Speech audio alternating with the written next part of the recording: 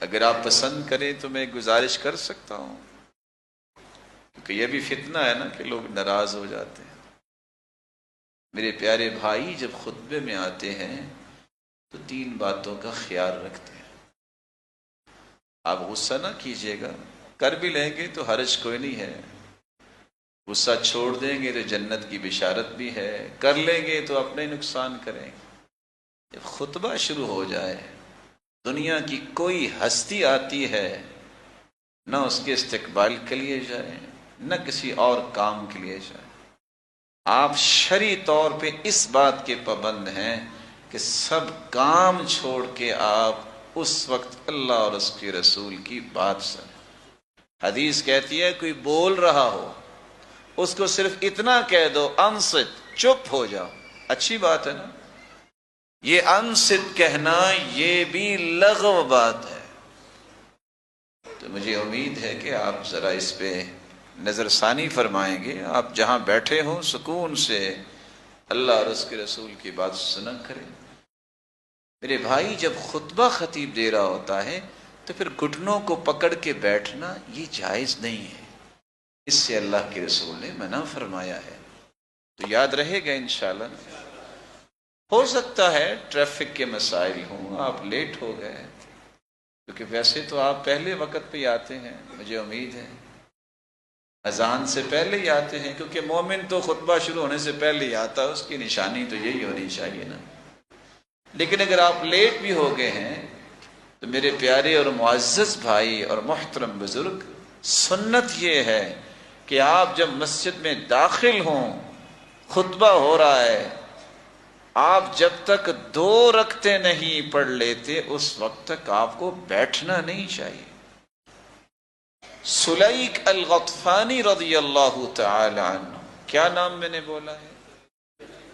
تشریف لائیں، بیٹھ گئے۔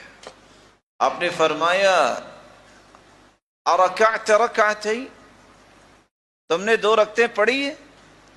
کہا وہ تو میں نے نہیں پڑھی۔ فرمایا قم فصلی رکعتین، اٹھو پہلے 2 رکعتیں پڑھو پھر بیٹھو۔ اور دوسری روایت رسول اللہ صلی اللہ علیہ وسلم کی ہے، جو شخص وضو کرتا ہے، مسواک کرتا ہے، خوشبو لگاتا ہے، مسجد میں وقت بھی آتا ہے، غور سے خطبہ سنتا ہے، اور اس سے پہلے ثم صلی ما قدر له، پھر اتنی رکعتیں پڑھ لیتا ہے جو اس کی قسمت میں لکھی ہیں۔ صحابہ نے 2 بھی پڑھی ہیں، 4 بھی پڑھی ہیں، 6 بھی پڑھی ہیں، 8 بھی پڑھی ہیں، 10 بھی پڑھی ہیں، اور یہ ساری روایتیں ابن القیم لے کے آئے ہیں۔ لیکن باقاعدہ سنت جو ہے اس کو ثابت کرنا پڑے گا۔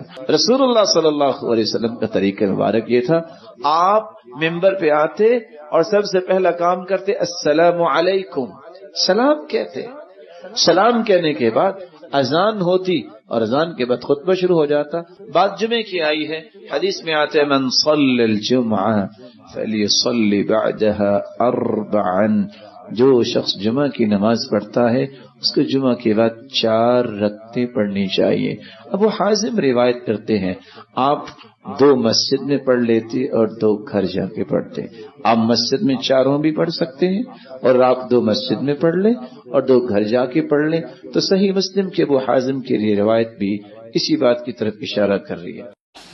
میرے بھائی یہ تربیت کی بات ہے، غصے کی بات نہیں ہے کہ مجھے اتنا ادب تو آنا چاہیے کہ میں اگر مسجد میں آیا ہوں تو مجھے کیا کرنا ہے۔